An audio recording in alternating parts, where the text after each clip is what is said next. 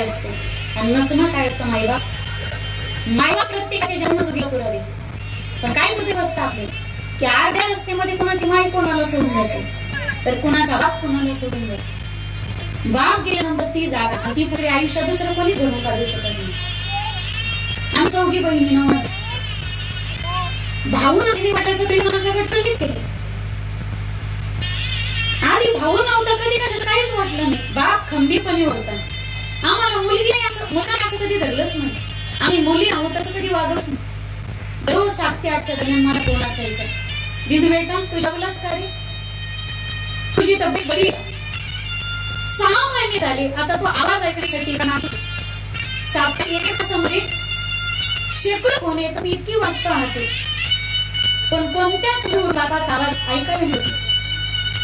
बऱ्याच जणांना वडिलाचा फोन आला ना, बरेच जण म्हणतात मग त्याला काय काम मला फोन करतो. माझी विनंती असेल राजा तुम्ही भाग्यवान की तुम्हाला फोन करायला बापे.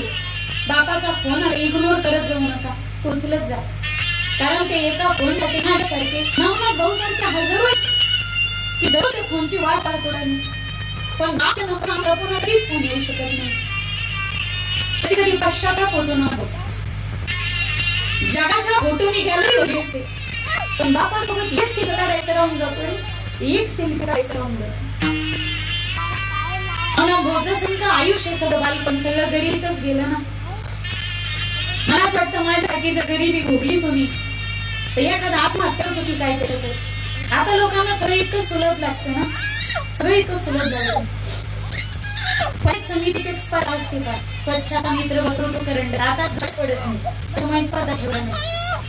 तालुका स्तरीयला मी पहिली आली, जिल्ह्यात मी झाली माझी वक्तृत्व स्पर्धेत. मी जिल्ह्यात पहिली आले आणि राज्यस्तरीयसाठी माझी निवड झाली. नारळाच्या गादीवरून खोटं सांगत नाही. मला पुणे राज्यस्तरीय स्पर्धेत जायचं होतं. घरात वडिलांकडे पैसे नव्हते. घरात 2च गोण्या होत्या, एक गावाची आणि दुसरी बाजरीची खायची. तर मला स्पर्धेला जाण्यासाठी माझ्या बापानं बाजरीची खायची गोणी सुद्धा विकली होती आणि मला स्पर्धेत जाण्यासाठी पैसे दिले होते. गरीब जोडीला उघडं बोलते तुम्ही. गरिबीचे रट्टे गटे स्वतः सोसतो पण पोटच्या वेळेला गरिबीचे रट्टे गटे सोसण्याची वेळ येऊ देत नाही. ज्या घरामध्ये बाप असतो ना त्या घराची अवस्था असते. बाप असेल तर बापाच्या जीवावरती राजासारखं राज्य करता येते, राजासारखं राज्य करता येते. बाप असेल तर आपलं कौतुक करणारा बाप असो. तुम्ही किती मोठा यश कमवा, कौतुक करण्यासाठी जर बाप नसेल जगाची किती गर्दी असू द्या पण त्या गर्दीमध्ये ज्या दिवशी बाप दिसत नाही ना त्या कौतुकाचं काहीच वाटत नाही आणि ते यशाचं सुद्धा काही वाटत नाही. बापाने केलेलं कौतुक सामान्य असतं का. अरे बापाने डोक्यावर फिरवलेला 1-2 मिनिटाचा हात आणि बापाने पाठीवरती दिलेली शाबासकीची थाप जगातल्या हजारो डिग्री एका बाजूला आणि बापाने दिलेली थाप एकटी बाजूला. बापाने दिलेली पाठीची थाप हजारो डिग्रींची बरोबरी झाली असते. शिकली आणि आज कुंडाने पिवळी जाईल. कॉलेजला जाणारे पोरं सर म्हणतात आमच्या बापाला काही कळत नाही, त्याला तर काही जमलंच नाही. खरं जमलं नाही रे, त्याला खरं कळत नाही रे. त्याला कळत असताना लोकांच्या घरी चांगल्या कॉलेजमध्ये तुझं ऍडमिशन घेतलंच नसतं ना. त्याला खरंच कळत असत तर स्वतः तुकी चप्पल घालून तुला हलकी का होईना पण नवीन चप्पल घेऊनच दिली नसते. त्याला खरंच कळते, त्याला कळत असतं तर स्वतः फाक्या बनेली घालून तुला भारी नवे शर्ट घेऊनच दिले नसते ना. त्याला खरंच कळत नाही. त्याला कळत असतं तर स्वतः शेतात सायकलवर जाऊन तुला हलकी होईना मोटरसायकल एखादी स्कूटी घेऊनच दिली नसते. त्याला कळत नाही म्हणून तर या गोष्टी. अरे बापाने आवाज दिल्याच्या नंतर अरे तुम्ही बापाकडे पाहत नसेल तर बाप नावाच्या अंतःकरणात किती वेदना होत असते त्याची जाणीव झाल्याशिवाय कळत नाही. आई बाप तिरडीवर पडले होता तर बाबासाठी दारातलं कुत्र सुद्धा रडत होते. दारातली गाय मरत होती. 2 दिवस बैलाने मालकासाठी दारावरच्या खळम्या पोराच्या डोळ्यातून अश्रू जर ढळत नसते वर्ग घरी काय येत नाही. 10 मिनिटं जर उशीर झाला पोराला यायला तर नाना प्रकारच्या शंका आणि कुशंका त्याच्या डोक्यामध्ये किती अघोर असते विचारांचं. ज्या दिवशी तुम्ही बाप राहत ना त्या दिवशी तुम्हाला काय बापाचा फोन येत असेल 1 मिनिट फोन उचलत जा. बापाचा फोन आला तर म्हाताऱ्याच बापाला म्हातारा म्हणा बसले येऊ का तुमच्या नावे कशाला बोलायला झालं. बापाचा फोन आला मी बरोबर बोलायचा. बाबा टेन्शन होऊ नका, अर्ध्या तासाच्या येतो पुन्हा फोन करू नका. हात जाऊ काही टांगण ताजोबा राहून खाऊ घाला. हे असं म्हणणार नाही. काहीतरी चित्रपटातल्या भाकरचा घालून सांगायचं, इमोशनल टेक्निक करायचं, असं माझा अजिबात माणूस नाही. विनंती असेल दादांनो, ज्यांनी आपल्याला गरिबीत जन्माला घातलं, आपल्यासाठी तळ हाताचा पाळणा केला, नेत्राचा दिवा केला, दिवसाची रात्र केली, रात्रीचा दिवस केला. अरे ज्या दिवशी घरामध्ये 5 भाकरी असायच्या आणि खाणारी 2 सात असायची ना, त्या दिवशी आपल्यासाठी जी उपाशी राहिली ती आमच्या आणि तुमची बायको होती.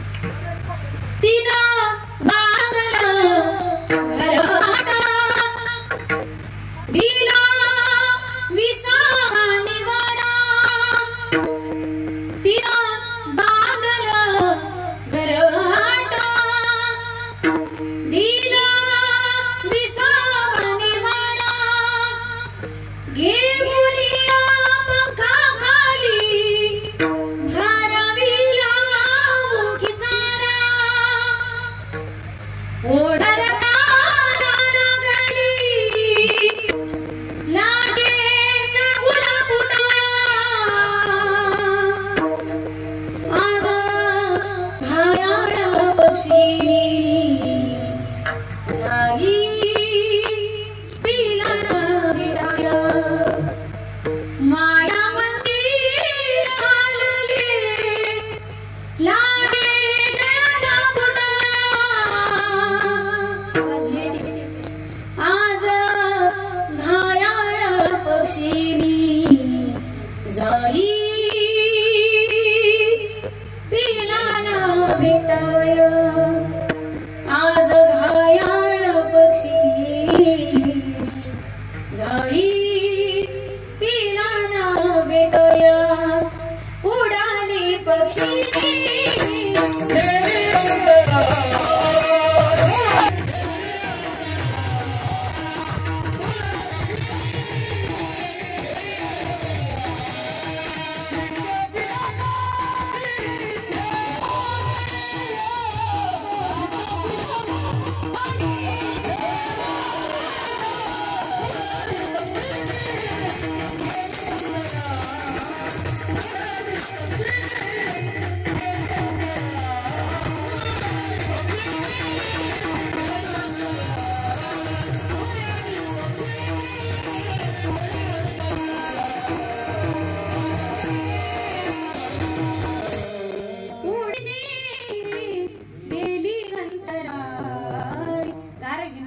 जळते पण तीळ जळत नाही.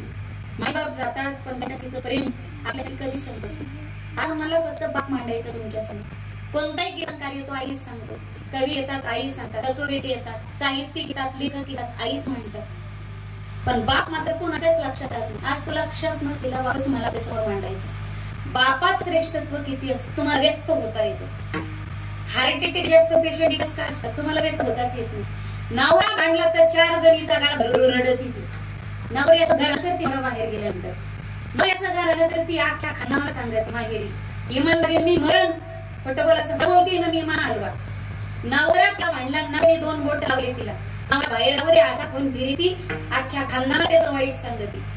नवरा वाईट बोला गेला गारणं करायला 4-5 जणी येतं, ओले सोले माहेरची लोक येतात. बायकोच भांडली तर तिचं गारणं करायला तुम्हाला कोणी? दातरी आपली मुलगी आपलीच. आतापर्यंत कोर्टामध्ये जाणाऱ्या 100 पैकी 5-10% केसेस आमच्याकडे येतात व्हायला. म्हणजे नवीन धंदा नाही तो आमचा. एखाद्याचा संसार जर चांगला होत असेल तर काय हरकत आहे, हे भोगतात हे बघा. आतापर्यंत कोर्टामध्ये जाणारे केसेस आम्ही फोनवरती सोडवले. पण आतापर्यंत जेवढे फोन येतात ना आम्हाला तेवढे परेशान फक्त नवरीच येतो, पुरुषच परेशान येतो. पुरुष असा पारखा पाहून आहे ना तो येताना जसं वेदनांचा गाठोडी बांध होतो त्याला सोडता येतच नाही ना. वेदनांचं दुःखाचं गाठोड जसा जन्माला येतो वेदनाचा गाठोड नुसतं इथं बांधतो आणि जसा मरतो ना त्याच्या दुःखाचा गाठोड त्याच्यासोबतच जळून खात होतो. त्याला त्याचं दुःख कोणासमोर व्यक्त करता येत नाही.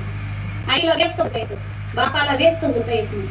आई रडते, बाप रडत नाही. ज्या दिवशी बाप रडतो त्या दिवशी फार वादळ आलेलं असतं. ज्या दिवशी बाप नावाचा महापुरुष आमच्या घरामध्ये रडतो. आईला व्यक्त होता येत, बापाला नाही व्यक्त होता येत. मग आईचं प्रेम दिसतं, बापाचं प्रेम नाही दिसत. काय झालं का नाही ते मित्राच्या संगतीत गेला आणि एक दिवस घेऊन आला, झुलत झुलत आला. बापाने माग पुढं पाहिलं, भागा मारा सदसरीत करा खाली उडली. राग आला त्याला, रागाच भागाने पिशवी भरली आणि निघून गेला. 1 दिवस झाले, 2 दिवस झाले, पोरगा आला नाही माघारी. फोनही नाही, काय मेसेज नाही. माई रडत होती. दारात बसली, दारात ती कोणी आली. मावशे काही असलं तर वाढ. तुम्ही बाई 3 दिवस झाले का स्वयंपाक नाही का? तिनं पाठी खाली टिकवली.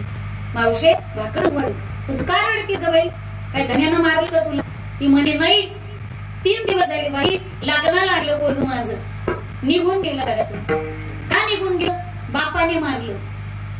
पिऊन आला होता, मग बापा मारलं म्हणून काय झालं, निघून गेलं.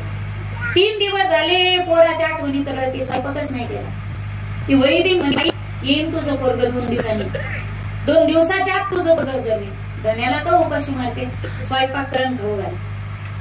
तिला इतका आनंद वाटला. वैदिनीला म्हणाली तुझी वाचा जर खरी झाली ना, पाठीवर धान्य घालीन तुला माझं पोरगं जर बरं आलं. स्वयंपाक केला तिने, खाऊ घातला, रात्रीची झोपली आणि वैदिनीची वाचा खरी ठरली. देवाने साथ दिली तिच्या वाचेला. रात्री 2 वाजता घराची कडी वाजू लागली. झोप लागतच नव्हती. आई झोप लागलीच नाही. कडी उघडून पाहती तर दातली खूप होता वाट्यावर. कोणा आला कसा आला काय विचारलंच नाही. आईने विचारलं जेवलंस? ए बोला जेवलास? तिने आडवी मान हलवली. जेवायचं का तुला? घरात ये. तू म्हणे नको, घरात पप्पा असते. काय तुला हानते ना मला हानते, इथं बसतो मी. पटकन गेली किचन मध्ये, दुरडी उघडली, 2 चपात्या घेतल्या. एका चपातीवर शेंगदाण्याची चटणी, तेल ओतलं, पुन्हा चपाती टाकली, त्याचा रोल केला आणि रोल घेऊन हातात आली. कडी उघडली आणि अशी कडी उघडणार तेवढ्या नवऱ्याला जाग आली. कोण आहे? कशाला कडी उघडतेस? 2 मास दार उघडायचे असतात का? सोनचिंट्या येतात, दार उघडून बाहेर जाते. कोण आहे बाहेर? ती म्हणे कोण नाही. नवऱ्याच्या आवाजाने घडली ती. असा हात बाहेर काढला नुसता दरवाजातून. तिला वाटलं पोराने चपाती घेतली हातातली. तिने हात बाहेर काढला आणि हात दिला सोडून चपातीचा. पटकन कडी लावली आणि हात येणार. नवरा म्हणे कशाला येते बाहेर? ती म्हणे काही नाही हो. कशाला वाढला होतास? ती म्हणे काही नाही राहू दे की, चला ना 2 वाजलेले. तेच तर म्हणतो 2 वाजता कशाला दार उघडी ती. विश्वास बसला नाही. त्यानं दरवाजा उघडला, बाहेर पाहिलं. ओट्यावरती 2 पोळ्या आणि शेंगदाण्याची चटणी चालली होती. तू टाकलीस ही? बोलतो मी, तू टाकलीस का? ती जरा टाकली. तिने हो. कशाला टाकलीस? हो 3 दिवस झाले स्वयंपाक नव्हता केला. आज स्वयंपाक केला, आपण जेवलो, पण आपल्या दारात एक कुत्र बसत असतो. मला आठवण आली, कुत्र्याला भाकरच टाकली नाही. रात्री आठवण आली, कुत्र ओरडन थंडीनं, पण 2 वाजता त्याला चपात्या टाकल्या. खरं सांग, कुत्र्याला टाकली होतीस का? ती म्हणे खरं सांगते हो. कुठे कशाला बोलून? खरं सांग, चपात्या कशाला टाकल्या होत्या? ती म्हणे खरंच कुत्र्याला. शेंगदाण्याचं चटणी सहित कुत्र्याला चपात्या टाकतील. खरं सांग कशाला? ती म्हणे कुत्र्यालाच. तो म्हणे तुझ्यासारखी इमानदार बाई माझ्या आयुष्यात पाहिली नाही. इतकी इमानदार बाई जी कुत्र्याला चपात्या टाकणार, शेंगदाण्याचं चटणी सगळं चपात्या टाकी. मी कामावर गेल्यावर तू लोणचं आणि पापडे टाकत असशील कुत्र्याला. हाय तुला बोलतो मी, खरं सांग. तिने मान खाली घातली. तोच आला होता ना, तुला बोलतोय मी, तोच आला होता ना. मान खाली घातली, रडू लागली ती. पदरान डोळे पुसू लागली. जवळ गेला ना, तुला म्हणे तुला प्रेम आहे आणि माझं हृदय काय पाषाणच आहे का? अगं वेडे, मला 100% गॅरंटी तू त्याला चपाती टाकलीस. तुला तर दार उघडल्यावर कळालं तुझं पोरगं आलं. तर ज्यावेळी वाट्यावरचे पाऊलं वाजले ना रात्रीच्या शांततेत, त्याच वेळी मला कळालंय माझ्या घराची कटरच्या आत बाहेर जाईल, जास्त लांब जाणार वेडे. ज्यावेळी तो घरातून जाऊ लागला ना रुसून बॅग भरून, त्याच वेळी त्याच्या खिशातलं पॉकेट मी काढून घेतलं होतं. 100% गॅरंटी होती. त्याचे पैसे काढून घेतले. 2 दिवसांनी म्हणा, 3 दिवसांनी म्हणा, रात्री बेरात्री पोटात जर भूक मागली नाही तर माझ्या घराची, माझ्या दाराची कडी वगैरे नाही. त्या बापाचा विश्वास होता. तो व्यक्त होता येतो, मला व्यक्त होता येतो. पुरुषाला व्यक्त होता येत नाही, मंडळी व्यक्त होता येतो. जास्त अटॅक इकडेच येतात, शुगर बीपी इकडेच होतात, माहिती. आपल्याला व्यक्त होता येतं. माझी विनंती सगळी मंडळ, शब्द आणि शस्त्र या दोन्हीची धार जवळपास सारखीच असते. शस्त्राने मान कापल्या जाते, शब्दाने मन कापल्या जातात.